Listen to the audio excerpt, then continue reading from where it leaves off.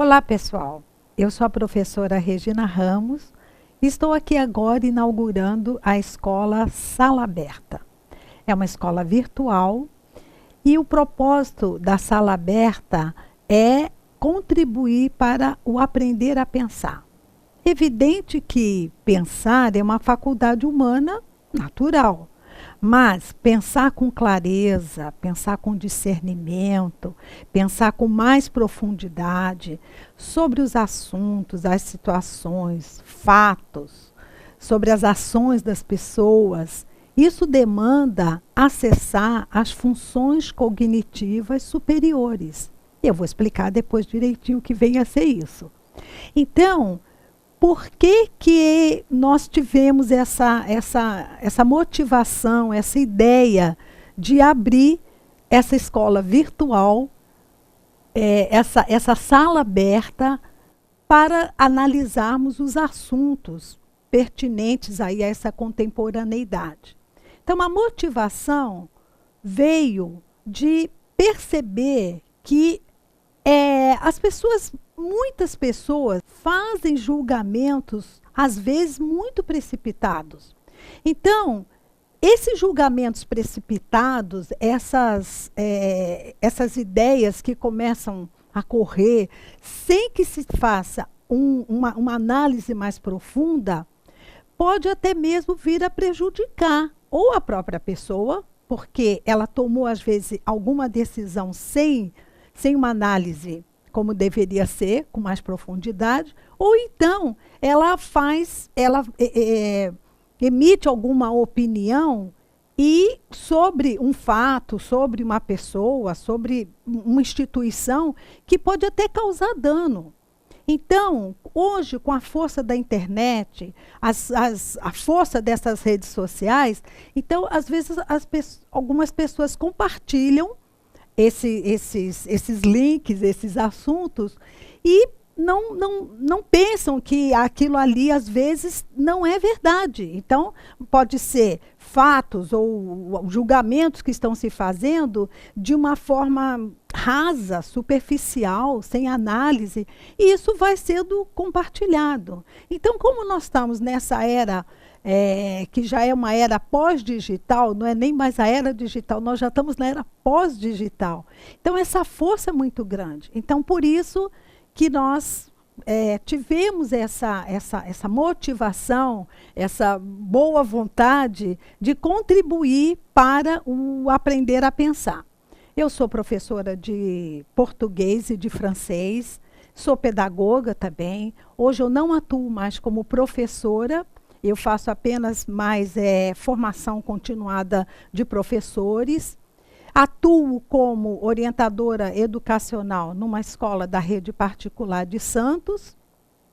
E no dia a dia, lidando com os professores, lidando com pais, lidando com jovens, às vezes eu me assusto um pouquinho com o julgamento precipitado, as opiniões que são emitidas sem essa devida profundidade. Então, esse pensar com clareza realmente contribui para evitar mal-entendidos. Então, nós pretendemos postar um vídeo semanalmente e fica assim, também aberto, é uma sala aberta, é a escola Sala Aberta. Então, está aberta também as sugestões de vocês que quiserem fazer alguma sugestão para nós estarmos debatendo algum assunto. Eu selecionei alguns assuntos para nós analisarmos, aplicando as técnicas desse aprender a pensar. Então, como é que nós desenvolvemos essas competências mentais, essas habilidades que nos tornam realmente seres pensantes, porque nós somos a única espécie que temos essa capacidade incrível de raciocinar, de pensar, de analisar, de refletir. Então, temos que honrar essa faculdade humana que nos foi dada.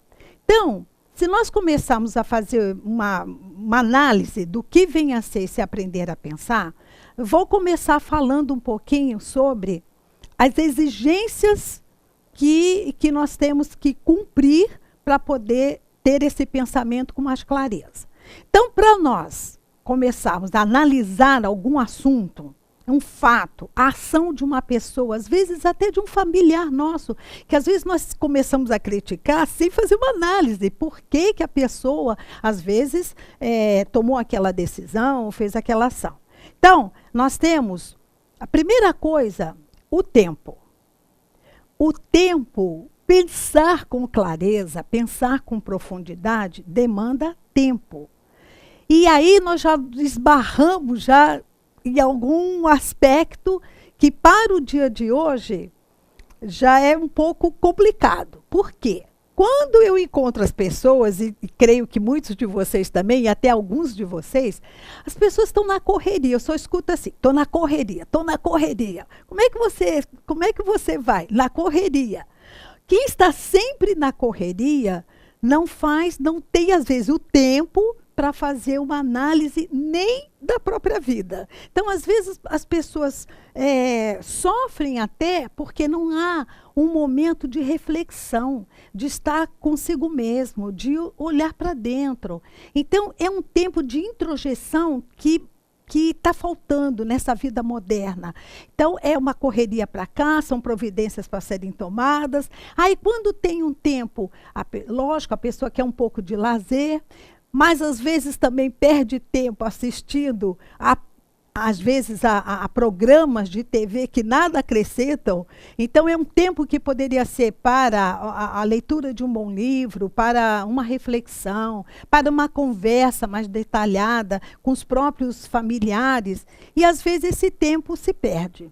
Aí até eu me lembro de um livro que eu gosto muito, que é um dos meus livros assim, de cabeceira, que é sobre a brevidade da vida, do Sêneca. Ele faz essa reflexão, e veja uma coisa lá de trás, né? E ele faz essa reflexão dizendo exatamente isso. O tempo que nos é dado não é pouco, mas a maneira como nós gastamos esse tempo é que às vezes não é inteligente. Então, é preciso que esse tempo seja empregado em coisas que nos acrescentem, que seja bom para nós, para o nosso crescimento, para o nosso desenvolvimento como pessoa. Então, nós vamos falar depois um pouquinho sobre o tempo. Outro fator também que nós temos que levar em conta é a concentração. Concentração nós nos concentramos quando, vamos ver, nós vamos um jogo ali que a gente vai fazer, é preciso nos concentrar. Um jogo de xadrez, por exemplo, a pessoa fica ali concentrada, como é que eu vou mover aquelas peças para poder me sair bem, para ter êxito naquele jogo. Então, falta também essa capacidade de desenvolver mais, principalmente nas crianças e nos jovens, essa capacidade de concentração, ela está um pouco falha. Porque como tem muito estímulo, né, muito estímulo visual, muita imagem, muito essa era digital, que essa meninada, essa juventude, é tudo ali rapidinho, né? Foi no botão, teclou ali, aquilo já está pronto. Então, essa concentração, ela caiu bastante. Então, há estudos que até nos assustam um pouquinho, estudos de que a capacidade hoje de concentração das crianças e do jovem caiu lá a 3 minutos. Então, imagine numa sala de aula, como é que nós temos que fazer, nós todos professores, para poder segurar essa capacidade. Então, fica se criando recursos didáticos de diferentes maneiras para poder atrair atenção. Então, falta essa capacidade de concentração. Então, para nós que estamos aqui falando do aprender a pensar, se não houver concentração naquilo que eu estou vendo, ouvindo, né? Então é preciso, como é que eu estou assim, me dando conta do mundo? Então eu estou Eu posso estar ouvindo alguma coisa, vendo alguma coisa, lendo alguma coisa. Então, para eu ver e realmente entender e fazer uma leitura adequada, e não alguma coisa impulsiva, que eu olho assim e pronto, e já fiz, já tirei conclusões. Então, ver, para eu poder ouvir com atenção. Às vezes as pessoas estão falando com a gente e daí um pouco a gente já não está mais prestando atenção. Então aí ouve e depois pode até passar para frente alguma coisa deturpada, que não foi bem aquilo que a pessoa falou. Então, lá vem mal entendido pela frente, né? Então, essa concentração para ouvir, a concentração para ler, ler demanda uma grande concentração. E uma leitura mais aprofundada, mais analisada. E toda vez que eu falo em análise, aí me vem Sócrates, porque o Sócrates dizia, também lá, 400 anos antes de Cristo, Sócrates dizia, uma vida, se não for bem analisada, não vale a pena ser vivida. Então, vejam bem. Temos que aprender com esses grandes pensadores, esses grandes filósofos, né? Lá na Grécia clássica, antiga. Então, nós temos o outro fator que nós temos que levar em conta é o fator do questionamento. Questionar aquilo que nos chega, porque, veja bem, antes de eu emitir uma opinião, antes de eu compartilhar alguma coisa nas redes sociais, é preciso questionar. Será que é isso mesmo? Será que essa fonte é verdadeira? Será que há credibilidade nisto? Então, esse questionar, da onde está vindo esta informação? Nós estamos aí nesse excesso de informação. E como eu vou verificar se realmente essa informação procede? Então, é preciso questionar. Então, o questionamento é outro fator que vai auxiliar bastante nesse pensar com clareza, pensar com discernimento. Outro fator é a análise das ideias e dos argumentos com profundidade. Então, isso eu já falei, vamos analisar com profundidade as ideias, os argumentos. Se o argumento não for sólido, ele vai cair por terra. Então, quando nós fazemos uma dialética com o nosso interlocutor ali, se nós tivermos desenvolvido bem as nossas habilidades dessas funções cognitivas, essas funções superiores do pensamento, da mente, nós vamos saber argumentar e vamos também saber questionar aquele argumento que está sendo nos mostrado, está sendo proposto ali. Então, é outra capacidade que nós temos que pensar. E nós temos o outro aspecto, que é avaliar a razoabilidade dessas ideias, da ideia que está sendo ali apresentada. Mas como é que eu vou avaliar se aquilo realmente há uma racionalidade naquilo? Então, nós temos essa capacidade incrível que é nos dada pelo nosso neocórtex, né? Nós temos esse neocórtex frontal, que seria assim, o nosso cérebro mais evoluído, né? E que nos dá a capacidade realmente de organizar, de planejar, de analisar. Então, a neurociência já vem aí, que essa nova ciência tão completa e tão moderna e que investigou tão bem o nosso cérebro, então vem mostrando que o nosso cérebro é trino, né? Nós temos o neocórtex, que seria assim, vamos dizer, a parte mais nova, né? Mas nós temos o cérebro que nós chamamos de reptiliano, que é aquele que governa as nossas ações inconscientes e que cuida também quando nós estamos, por exemplo, dormindo, está tudo funcionando porque esse cérebro, que é o cerebelo da gente, está funcionando. E o outro desculpa. E o outro é o cérebro límbico, que é o que cuida das nossas emoções, dos nossos sentimentos. Então, é o neocórtex que nos dá essa capacidade de organizar as ideias, de pensar, de raciocinar. Então, há que se fazer uso de tudo isso. Então, esses fatores que nós vimos, que é o tempo, que é a concentração para nós podermos ouvir com atenção, ver com atenção, ler, ler, o questionamento, todos esses fatores, a análise das ideias, então, já nos amplia bastante essa nossa capacidade de pensar. Agora nós vamos falar um pouquinho sobre o tempo. O que o senso comum diz do tempo? No senso comum, a gente tem o quê? Que tempo é dinheiro. Não é isso? Ainda mais que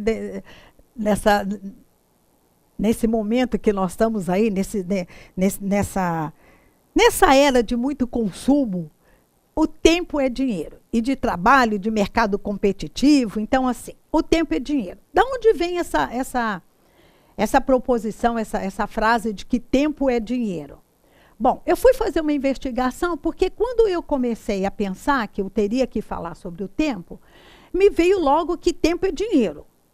Eu sabia que isso veio com toda essa revolução industrial, quando aconteceu lá, quando veio a era industrial, então se começou a falar que, olha, tempo é dinheiro, não se pode perder tempo, porque quando se perde tempo, está se perdendo dinheiro. Eu não concordo com isso, eu acho que tempo é vida e não dinheiro. Dinheiro é consequência de uma vida bem vivida. Então, o senso comum fala isso. Aí eu comecei assim, como será que surge essas ideias do senso comum e que às vezes a gente nem questiona, né? Fica aí falando, todo mundo repete. Aí na investigação eu fui ver que foi Benjamin Franklin, físico, né, norte-americano lá do século XVIII, que inventou inclusive o para-raios, foi ele que falou que tempo é dinheiro. Foi assim, para a idade moderna, o que consta pelas pesquisas que eu fiz, que foi o primeiro que usou essa expressão, que tempo é dinheiro. Isso ficou, e hoje, mais do que nunca, nessa correria aí que se vive, muitas pessoas ficam realmente presas a isso. Eu não posso perder tempo, porque se eu perder tempo, eu estou perdendo dinheiro. Então, nesse perder, como não quero perder tempo, gera ansiedade, né? É uma sociedade hoje moderna, contemporânea, que sofre da ansiedade. E hoje os estudiosos, os psicólogos, psiquiatras, falam que a doença dessa contemporaneidade não é mais a depressão, mas é a ansiedade. Então, essa ansiedade é justamente essa ansiedade uma das causas do nosso pensar sem reflexão, pensar sem análise. Então, na nossa próxima aula, vamos dizer assim, no nosso próximo vídeo, nós vamos falar um pouquinho sobre as funções superiores cognitivas, funções cognitivas superiores do pensamento, da mente, para nós vermos o que é, como nós podemos trabalhar. Depois, eu pretendo também abrir espaço para a gente debater um pouquinho, fazer algumas análises. Então, eu agradeço a escuta de vocês hoje. Estou muito feliz de estar aqui inaugurando essa escola Sala Aberta. E meu mundo é esse. Eu sou professora e continuo amando o que eu faço. Então, foi uma maneira que eu encontrei de contribuir para essa educação para o pensar. Então, muito obrigada e até nosso próximo encontro.